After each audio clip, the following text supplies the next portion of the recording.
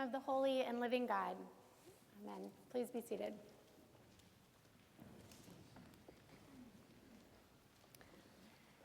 So as some of you know, Roger and Jerry have been working with three high school student interns from City as School on the historical exhibition that's on view right now in the parish hall. On the first day the interns arrived, one of them asked if he could take a look in the sanctuary. They'd spent most of the day in the offices and in the archive room. I shared this story recently at a vestry gathering. The young man wasn't a church person. He took the internship because he was interested in photography and history.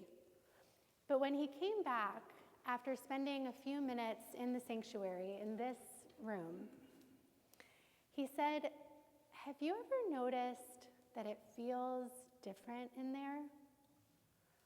"What do you mean?" I asked him. He paused. "I can't really describe it. There's just a different feeling, like a lightness, but also a weightiness. I feel good after being in there.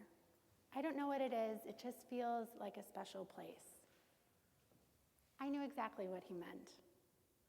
On Christmas Eve a year ago, a young woman came up to me after the service and she said, "I've been searching for something. For a while now, I've felt like I don't really know where I am or what I'm doing, like something is missing. And I can't quite pinpoint what it is, but there's something about the spirit here. I'm leaving feeling as though part of me has been found." I don't know if you've felt it, but because you're here, maybe you have. The Spirit is alive at St. Mark's. We are inheritors in this place of a long history of faithful people, of artists, of justice seekers, of people who did not accept comfort or complacency, but who fought with courage for the church and the world they believed was possible. And even though the experience of it is a mystery, we can't always name it or put our finger on it, the Spirit of God in this place is palpable. You can feel all the people and stories that have prayed and sung and read and danced and fought and laughed and cried over so many generations in this place. Nell described this history so powerfully at a church club gathering earlier this week. Many of us know the story she told of the Brown and Black Caucus walking out of worship one Sunday morning in the 1960s in protest, carrying with them a list of demands because they did not feel fully seen or valued in this place. They offered an invitation to the congregation: walk out with us, and then let us come back in together to build a church that can truly reflect the diversity and dignity of God's kingdom. The rector at the time and others in positions of power and influence at St. Mark's accepted that invitation. They walked out with the Brown and Black Caucus committed to building something new, something more faithful together. That's the spirit of St. Mark's. The spirit of justice, of courage, of faithfulness, of sticking with one another because we believe that together, by the grace of God, we can build and live God's future. The spirit of St. Mark's is the dreams that have been dreamt here, the hopes that have been shared here, the justice that has been demanded here, the possibilities that have been imagined here, and the struggles that have been worked through in love over so many years. Today is All Saints' Day. It's the day when we remember and celebrate those who have gone before us and those among us now who are shining God's light in the world and embodying God's Spirit among us. It's also a day when Jesus asks us to think about who we are, who we're called to be, and how we are sharing the light and life and love of God with those around us? How are we not only feeling that spirit, but carrying it forward with gratitude for those who have gone before us and with conviction for those who will come after us? In Luke's gospel, Jesus stands among his disciples, and he says things that sound upside down. Blessed are you who are poor, blessed are you who are hungry, blessed are you who weep. And then woe to you who are rich, woe to you who are full, woe to you who are laughing now.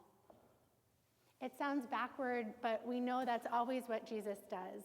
He turns things inside out and upside down so that we can see more clearly, so that we can act more faithfully. He reminds us that holiness isn't found in power or perfection or comfort.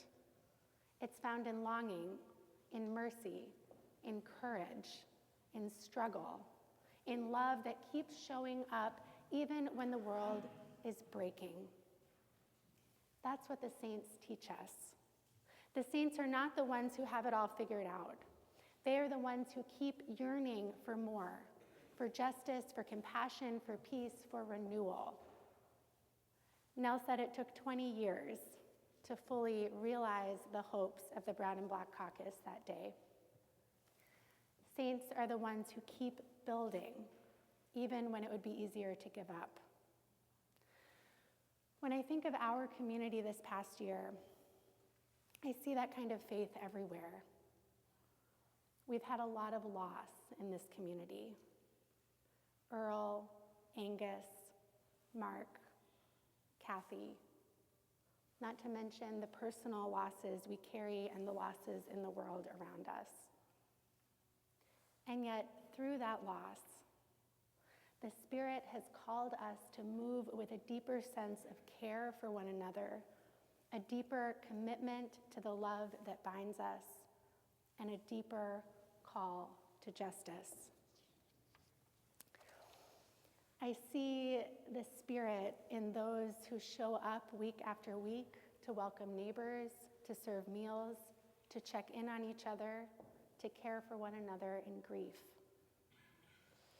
It's in those like Jimmy who have served this place so faithfully over so many years.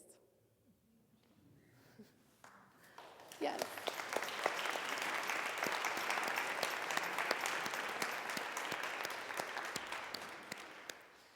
And in all of you who keep the spirit of this place alive. The spirit that young man felt when he stepped into our sanctuary, or that woman felt when she worshiped with us for the first time. The saints who have gone before us are not gone at all. They are part of the fabric of this community, part of the very air we breathe in this space. Their love and their labor have become part of the ground we stand on. We are saints not because we are perfect, but because we belong to a God who keeps calling us forward, even when we are weary or unsure. And we are surrounded every single day by that great cloud of witnesses who remind us that the light still shines, the love still endures, and the story is still being written. So today, perhaps we are being called to take the longer view, to remember that we are not alone.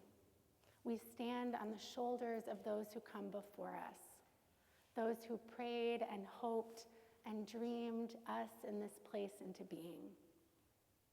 And now it's our turn to be the saints for those who will come after. What we do now will live on for generations. The love we offer, the justice we pursue, the mercy we practice. These are things that will continue to shape the spirit of this place and ripple far beyond it. In today's gospel, Jesus says, "Love your enemies, do good to those who hate you, bless those who curse you, pray for those who abuse you, do to others as you would have them do to you." The call for us is clear. We know who we are. We know who we are called to be. We are not helpless, and we are not alone. We are surrounded by the urgency of our times, by neighbors who are hungry, families anxious about what tomorrow will bring. With the government shutdown threatening to leave 3 million New Yorkers in food limbo, the work of the saints continues right here, right now. To be saints in this moment means to feed the hungry, to speak truth in love, to hold fast to hope when the world feels frayed and uncertain, and to care for each other. So may we keep building on the spirit that we've inherited here. May we live like the saints who came before us, steadfast, joyful, generous, and brave. And may we, in our time, add something beautiful to the story of this place, so that those who come after us will one day walk into the sanctuary and say, wow, there's something special here. It feels different here. And they too will be able to carry that spirit out into the world. Amen.